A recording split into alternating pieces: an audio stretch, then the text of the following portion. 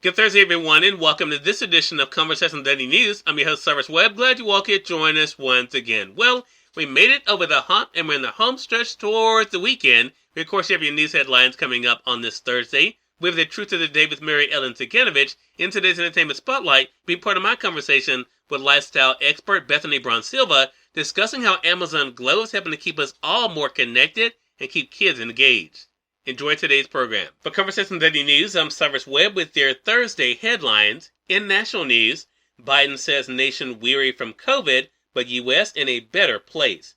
President Joe Biden acknowledged on Wednesday that the pandemic has left Americans exhausted and demoralized, but insisted at a news conference marking his first year in office that he has outperformed expectations. He said he would likely have to settle for big chunks of his signature economic package to break an impasse in Congress. He said he believes important parts will be passed before the 2022 midterm elections, and voters will back Democrats if they are fully informed, an assignment he said he will pursue by traveling the country. The president began the news conference by reeling off early successes on coronavirus relief and a bipartisan infrastructure deal, but his economic, voting rights, police reform, and immigration agenda have all been stopped in a Democratic-controlled Senate, while inflation has emerged in the past year as an economic threat to the nation and a political risk to Biden. Despite his falling approval numbers, Biden claimed to have probably outperformed what anybody thought would happen in a country still coping with the coronavirus. After almost 2 years of physical, emotional, and psychological impact of this pandemic, for many of us, it's been too much to bear, Biden said. Some people may call what's happening now the new normal. I call it a job not yet finished. It will get better. Still, it is a perilous time for Biden.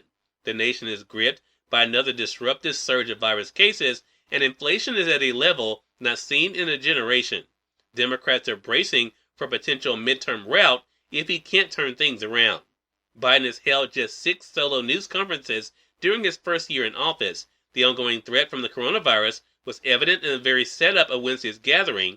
A limited number of reporters were allowed to attend, and all had to have been tested for the virus and wear masks. The enduring impact of COVID-19 has become a weight on Biden's presidency, says the Associated Press, despite his best efforts to rally the country in common purpose to defeat the virus.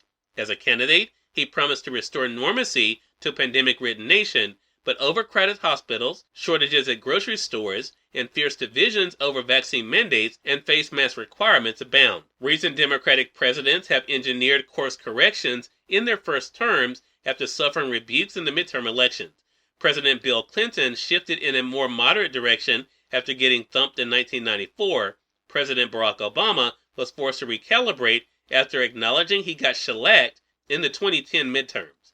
Biden, for his part, is signaling he's not ready for a major shift in direction after recent policy setbacks. Instead, his White House is promising dogged work to deliver on promises made. In more national news, U.S. begins offering 1 billion free COVID tests, but many more needed, says the Associated Press. For the first time, people across the U.S. can log on to a government website and order free at-home COVID-19 tests. But the White House push may do little to ease the Omicron surge, and experts say Washington will have to do a lot more to fix the country's long-troubled testing system. The website, covidtest.gov, allows people to order 4 at-home tests per household, regardless of citizenship status, and have them delivered by mail. But the tests won't arrive for 7 to 12 days after Omicron cases are expected to peak in many parts of the country. The White House also announced Wednesday that it will begin making 400 million N95 masks available for free at pharmacies and community health centers.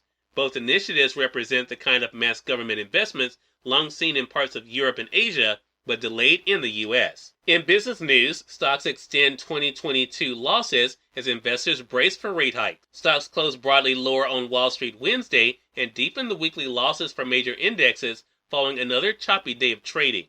The major indexes bounced between gains and losses throughout the day, with technology stocks again giving direction to the broader market. The sector has triggered much of the choppiness in the market as investors shift money in expectation of rising interest rates. Higher rates make shares in high-flying tech companies and other expensive growth stocks relatively less attractive. The S&P 500 fell 44 points or 1% to 4,533, with 77% of stocks in the benchmark index losing ground. And finally, in entertainment news, pioneering fashion journalist Andre Leon Talley dies at age 73. Andre Leon Talley, a towering and highly visible figure of the fashion world who made history as a rare black editor in an overwhelmingly white industry, has died. The death Tuesday of Talley, the influential former creative director and editor-at-large of Vogue magazine, was confirmed on his Instagram page early on Wednesday. No details were given as to his cause of death, but he was known to have had health struggles in recent years. Vogue said in its obituary that he died of a heart attack. Cyrus Webb, Conversations Daily News. It's now time for the Truth of the Day with Mary Ellen Ciganovich. Mary Ellen, it's all yours. Hi, this is Mary Ellen with your Truth of the Day. Service to others is a beautiful thing. First, like any other spiritual principle, in order to give to others, you must be able to give to yourself. The more you give to yourself, the more you have to give to the other people in your life. Your world reflects the relationship you have with yourself. When you have a fulfilling relationship with yourself, you can serve others from a place of wholeness and purpose. Fill yourself with peace, joy, and fulfillment. Now you are better able to serve others with empathy and compassion. You are able to give from your heart as your sense of fulfillment grows. Today, develop your own sense of joy, purpose, and fulfillment so you can become better able to serve others. And always enjoy your day. We are part of my conversation coming up with lifestyle expert Bethany Braun-Silva in today's Entertainment Spotlight. Stay with us. You're listening to Conversations Daily News. For Conversations Daily News, I'm Cyrus Webb with Entertainment Spotlight. Lifestyle expert Bethany Braun-Silva joined me recently on Conversations Live, the radio show, to talk about how Amazon Glow is helping us to stay more connected, especially when we may be distant from family and friends. Here's a bit of our conversation. Bethany, thank you so much for the time. Really appreciate it. Oh, my goodness. Thank you so much for having me. I mean, you said it. It's been such a challenge for families to stay connected to grandparents, aunts, uncles, but those memories and those experiences are so important. And I know firsthand for me, some of my favorite memories of my family is, watching my mom read a bedtime story to my boys, or watching my boys play, learn cards or put together a puzzle with their grandfather or with uncles. And those, experiences are really hard to replicate when we can't be in the same room together, but that doesn't make them any less important. And like you said, technology has really been so helpful to families over the last 2 years. But I mean, how many times have you been on a video call with a kid, especially where they get instantly bored and wander off? So, the Amazon Glow device is really about keeping, families engaged and visible like we are in the same room together. I love that. And of course, we have, I think, leaned more on Amazon, Bethany, over the past couple of years than we already were, right? Amazon was already a big part of all of our lives, but especially through the pandemic, I think it became a go-to.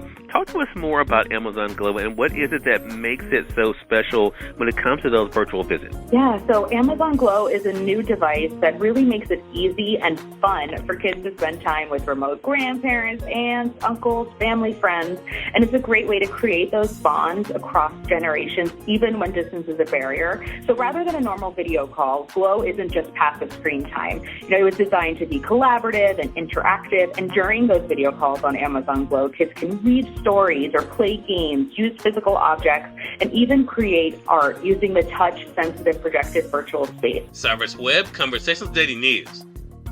We thank you all for tuning in to this edition of Conversations Daily News. We'll be back to you guys on tomorrow to wrap up this week. Until then, I'm your host, Cyrus Webb, saying as always, enjoy your day, enjoy your life, enjoy your world. Thank you all for choosing Conversations Daily News today. Let's make today a great one. Take care.